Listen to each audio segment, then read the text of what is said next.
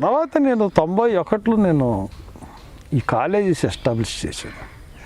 Colleges establish చేయడానికి కూడా డబ్బులు కావాలి.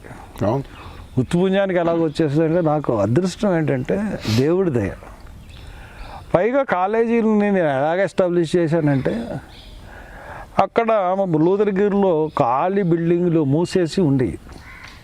ఒక బిల్డింగ్ ఒక సంవత్సరానికి లీజుకి తీసుకుని మా వైస్ ఛాన్సలర్ గారి దగ్గరికి వెళ్ళి పర్మిషన్ తెచ్చుకున్న తర్వాత దానికి బ్యాంక్ గ్యారంటీ కావాలి 2.5 లక్షలు.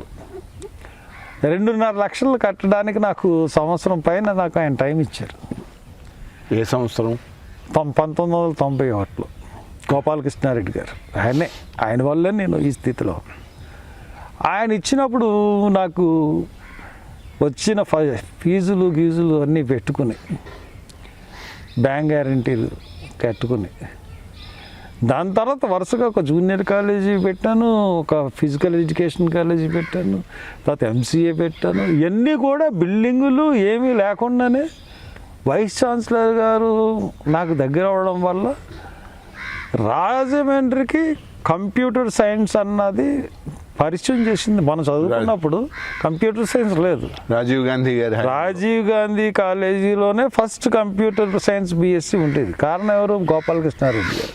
నేను ఇక్కడ కాలేజీ పెట్టాను కాబట్టి నాకు ఇక్కడ కంప్యూటర్ సైన్స్ నా దగ్గర అంతకుముందు అనపర్తి వెళ్ళేవారు కంప్యూటర్ సైన్స్ బీఎస్సీ చదవడానికి.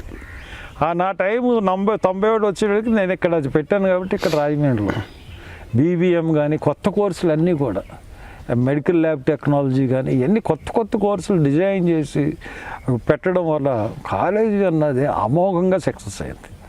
ఓకే. దాని తర్వాత పీజీ కోర్సెస్ ఎంసీఏ కూడా ఫస్ట్ కాలేజీ ఈ జిల్లాలోనే.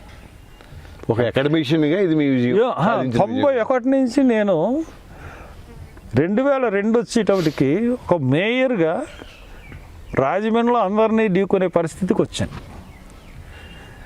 ఏంటి హర్ష్ కుమార్ యొక్క ఆర్థిక ప్రగతి అంటే మీకు నా డిగ్రీ పరిస్థితి తెలుసు కాబట్టి నేను ఎలా పైకి వచ్చాను అన్నది మీకు కూడా తెలియాలి కాబట్టి ఇప్పుడు ఇంత ఫామ్ హౌస్ ఉంది.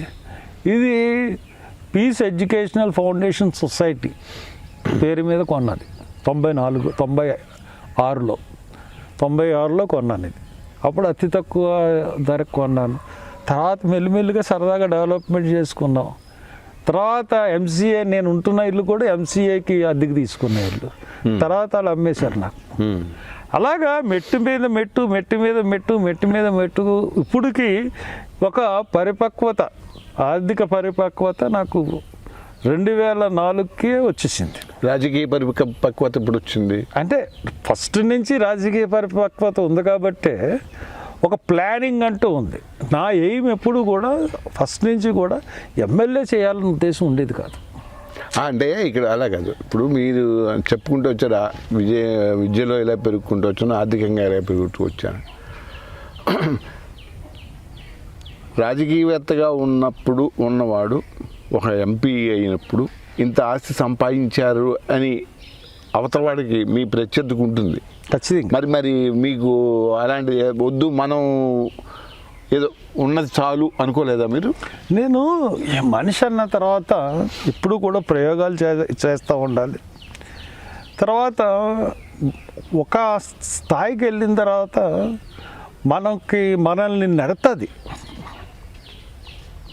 ఇప్పుడు నేనున్నాను, ఒక కాలేజీ వచ్చింది చాలు అని అనుకునే పరిస్థితి నాకు ఎప్పుడు కలగలేదు. ఒక కొత్త కోర్సు ఉంటే ఇప్పటికే కూడా కొత్తగా లాస్ట్ ఇయర్ ఫోరెన్సిక్ సైన్స్ పెట్టాను, బీఎస్సీ యానిమేషన్ పెట్టాను. ఆంధ్రప్రదేశ్లో ఎక్కడా లేదు బీఎస్సీ ఫుడ్ టెక్నాలజీ, అది నేను పెట్టాను. ఇలాగా ఇన్నోవేటివ్ కోర్సెస్ అన్నీ కూడా రాజీవ్ గాంధీ కాలేజీ అడ్రస్. దాని ద్వారా నాకు ఆర్థికంగా బాగుంటుంది. సంఘంలో కూడా ప్రతి వాళ్ళు కూడా చదువుకునే పరిస్థితి ఉంటుంది.